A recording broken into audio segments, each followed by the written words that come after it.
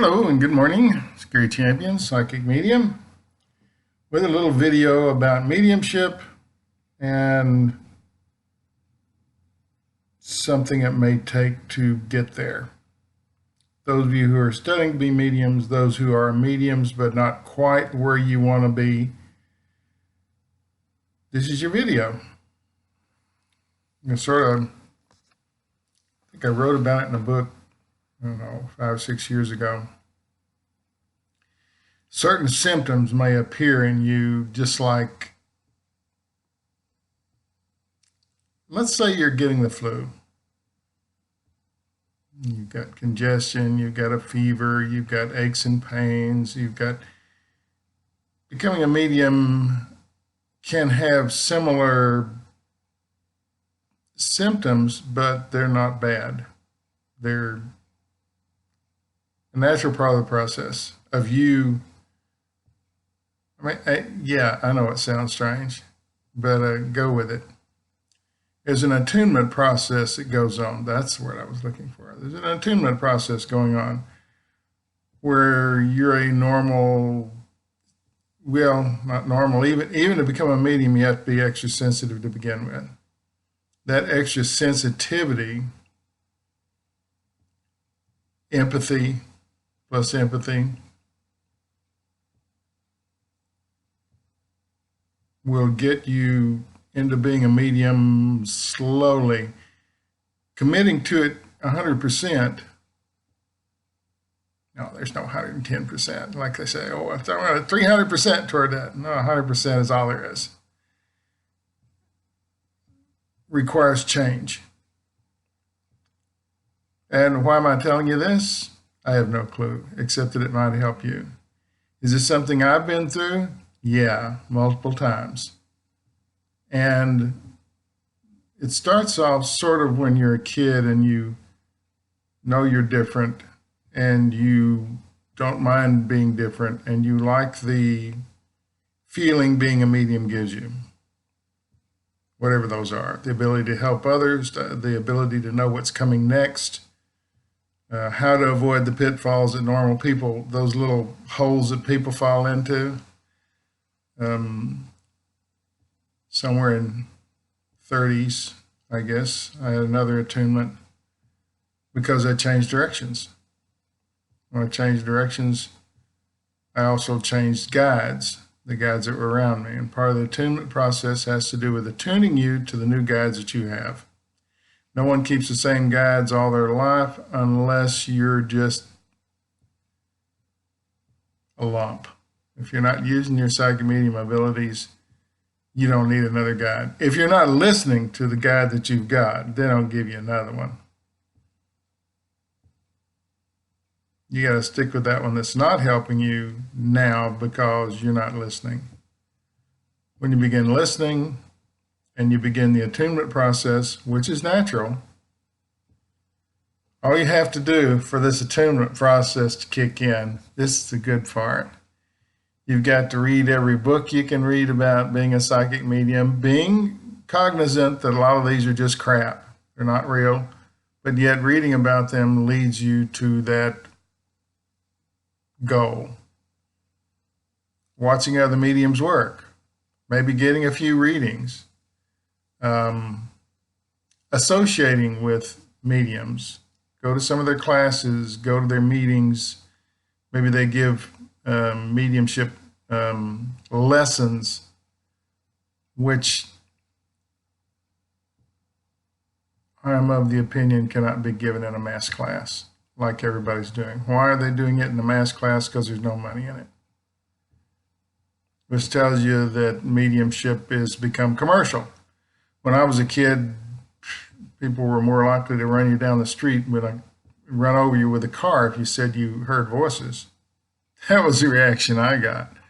No one ever spoke to me again. But it was a good thing because I was right down to the end of my senior year anyway. So wanting to become a medium is not enough. Wanting will get you nothing. Wish I had something insignificant. Wanting won't get you this worn out old ink pen.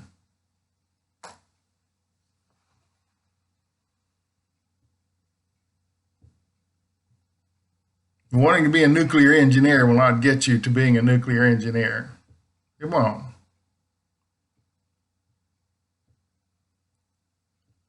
Gets you on the road there. That's about as far as it gets you. The road's long for becoming a medium, much longer than becoming an engineer. An engineer can be done by sitting in class, taking the required stuff, getting the little degree, and then going out and getting a job as an engineer. You can't do that in this. It's a winding road, and it's different for everybody. The road to success as a medium is different for everybody. These attunements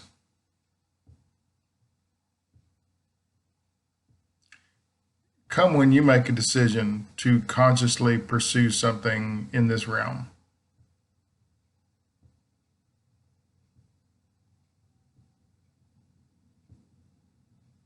And it can happen at my age. I'm in the middle of one right now. And part of it is you don't sleep. I haven't slept for days. Do short little periods of cat naps. That's about it. Because the attunement requires that you be awake most of the time. I don't know why. If I knew, I'd tell you. I haven't a clue. But you might run a fever. You might feel a bit manic. You can think of 3 or 4 things at the same time without losing track of any of them. You may not be able to hold a single thought for more than 5 seconds. It varies from person to person and what the attunement is for. And if you become a medium, these things become regular if you change directions. I'm in the middle of a direction change. So, and it wasn't started by me. It was started by a guide. My very first guide has come back. Says I need to go another direction. So I'm being attuned. I didn't know it was going to turn into this. Often does, but you forget. You go through the flu once, you don't ever think about the flu again until it arrives. Then you say, oh, I got the flu. I remember what this feels like. So that's what I'm in the middle of. And so that's prompting me to do the video. Don't worry about it. These attunements pass. They don't last forever. As soon as you're in lockstep with what you're supposed to be doing and connected with your guide in a meaningful way that works, they stop. Think of it as tuning up a car, an old car. Got to put the plugs in there. You've got to gap them. You've got to set the dwell. You've got all these things that you used to do to tune up a car that made it run really, really, really well. They don't run well forever. Attunements come along periodically. Or if you go down the wrong road with this, it can end up being pretty disastrous. You can end up with a reversal and be less of a medium than you were before. Misuse of a gift is a bad idea. Say that again. Misuse of a gift is a bad idea.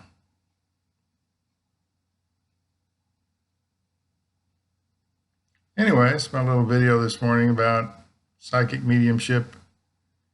And one of the interesting aspects of it, if you're going to be really good, you're going to have these attunements.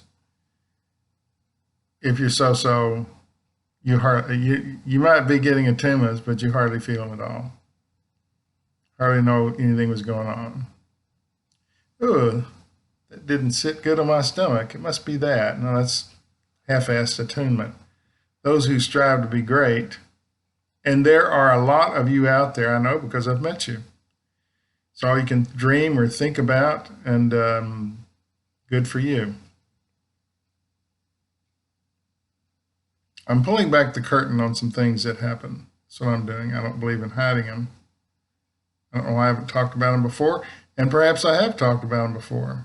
But if you're a medium, you don't have a good memory anyway. Memory becomes irrelevant as a medium. It's something you stop carrying around.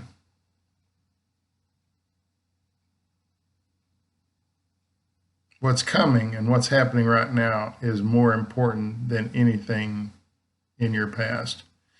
Your past stuff, it's like a room full of crap that you're carrying around with you. The sooner you dump it, the easier it is to live in the now and to go forward and to help people. So I don't really have any connection to the past.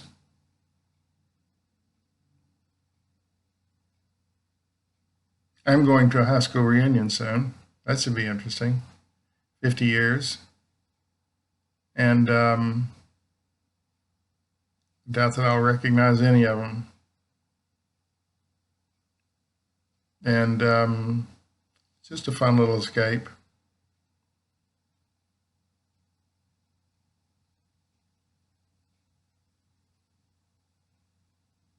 So I wanted to prepare you in case you're thinking of going down the road of becoming a medium or are already on the road to becoming a medium. You've noticed you can't sleep. You have erratic thought patterns. You might have flu-like symptoms. It's not the flu. It's actually a good thing. It shows that you've taken the steps necessary to prepare yourself for mediumship, and this is just an attunement. That's all it is. It's like a good runner tuning himself up for the big race. In our case, the big race is helping people or yourself. Mediumship's not all about helping other people. Feel free to dip into that bowl and help yourself.